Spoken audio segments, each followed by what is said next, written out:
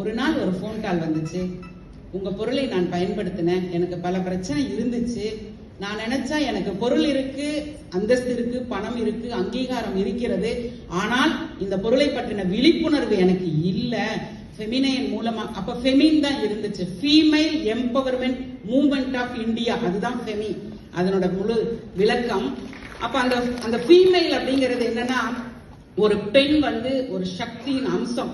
இத்தனை ஆண்கள் நீங்க வெளியில வியாபாரமாகட்டும், எந்த துறையில நீங்க சிறந்து விளங்கினாலும் உங்க அம்மா, உங்க மனைவி, உங்க சகோதரி, உங்க மகள் அங்க பாதுகாப்பா இருந்தாதான் நீங்க எல்லாருமே சம்பாதிக்க முடியும், வெளியில சுதந்திரமா இருக்க முடியும்.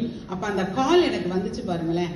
அவங்க சொன்னாங்க, இவ்வளவு நல்ல விஷயம் நீங்க பண்ணிட்டு இருக்கீங்க. ஒரு நிமிஷத்துல முடிக்க சொல்றாங்க. ஓகே, இவ்வளவு நல்ல விஷயம் நீங்க பண்ணிட்டு இருக்கீங்க, நாம ஏன் சேர்ந்து பண்ணக்கூடாது? இது எல்லா பெண்களிடமும் போய் சேர வேண்டும், இதுல விழிப்புணர்வே இல்ல, நாம சேர்ந்து செய்யலாமான்னு சொன்னவங்க தான். நான் நெட்வொர்க்கிங் பண்ணல, எனக்கு அவங்க எங்க இருக்காங்கன்னே தெரியாது. Lady super star Nayanthara madam என்னோட இணைஞ்சாங்க. அப்போ எனக்கு என்னன்னா, ஒவ்வொரு பெண்ணுமே லேடி சூப்பர் ஸ்டாராக வரணும், அவ துறையில் அவ சாதிக்கணும், அவளோட ஹார்மோன் பேலன்ஸ் ஆகணும், அவ திறமையா இருக்கணும்.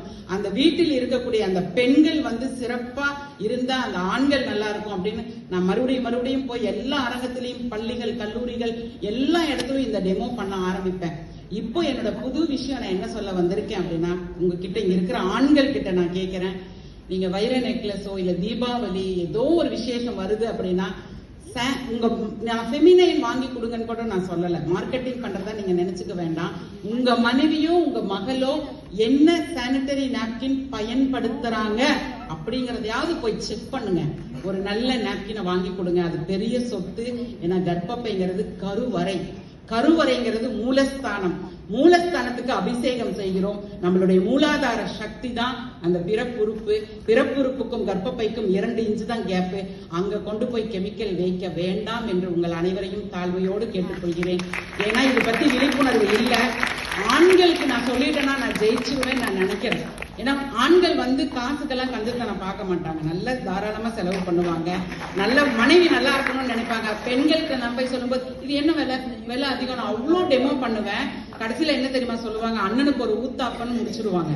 அந்த வடிவேல் கதை மாதிரி முடிஞ்சிடும். எங்க வீட்டுக்கார கேட்கணும், எங்க அம்மாவை கேட்கணும், எங்க அப்பாவை கேட்கணும். உடம்பு நாளைக்கு கேன்சர் செல் வந்துருச்சுன்னா ஒரு டம்ளர் தண்ணி கூட நமக்கு யாரும் தரமாட்டாங்க. முடியெல்லாம் கொட்டி போயிடும். அதுக்கப்புறம் கரண்ட் வைக்கணும், நிறைய விஷயம் சொல்லுவேன் நானு. இப்பதான் கொஞ்சம் கொஞ்சமா எனக்கு டெவலப் ஆகி உலக நாடுகள்ல 12 நாடுகளுக்கு நான் ஏற்றுமதி செய்கிறேன். 100 கோடி வர்த்தகத்தை நான் தொட்டுவிட்டேன். இது என்னுடைய வர்த்தகத்தை நான் தொட்டுவிட்டேன் என்று பெருமையாக சொல்வதை விட பல பெண்களின் கர்ப்பப்பையை காப்பாற்றி விட்டேன் அப்படின்னு சொல்ல முடியும். ஃபெர்டிலிட்டி சென்டருக்குள்ளார மகப்பேறு மருத்துவமனைக்குள்ள போலாம். அது பேரே செயற்கை கருத்தரிப்பு மையம். செயற்கை கருத்தரிப்பு மையத்தின் ஆபத்து என்னன்னா, நான் குழந்தையா பிறந்து வளரும் பொழுது எங்க அப்பா 15 வயசுல எனக்கு திருமணம் பண்ணி கொடுத்தாரு. என்ன பயனா, இந்த பிள்ளைக்கு இது காதல் பண்ணி யாரையாச்சும் கல்யாணம் பண்ணி ஜாதி விட்டு ஜாதி கல்யாணம் பண்ணிருமோன்னு ஒரு பயந்து வயசுக்கு வந்த உடனே கல்யாணம் பண்ணி கொடுத்தாங்க. அதுக்கப்புறம் காலம் மாறி இல்ல ஜாதி பத்தி பிரச்சனை இல்ல, ஒரு பையன் நல்ல பையனா இருந்தா போதுங்கிற கல்ச்சர் வந்துச்சு. ஆனா இப்ப என்ன தெரியுமா பயம், ஆணையும் கல்யாணம் பண்ணிக்கிறாங்க, பெண்ணையும் கல்யாணம் பண்ணிக்கிறாங்க. இதுவும் மாறி ஒரு விலங்குகளை கூட கல்யாணம் பண்ணிக்கக்கூடிய அளவுக்கு வந்துருச்சு. அதாவது என்ன சொல்றது, கமிட்மெண்ட்டுக்குள்ளாரையும் போகக்கூடாது, எந்த கண்டிஷனுக்குள்ளாரையும் போகக்கூடாது, தனித்தீவா வாழணும்னு நினைச்சிட்டு இருக்காங்க. செல்போன் ஒன்னே போதுன்னு நினைக்கிறாங்க.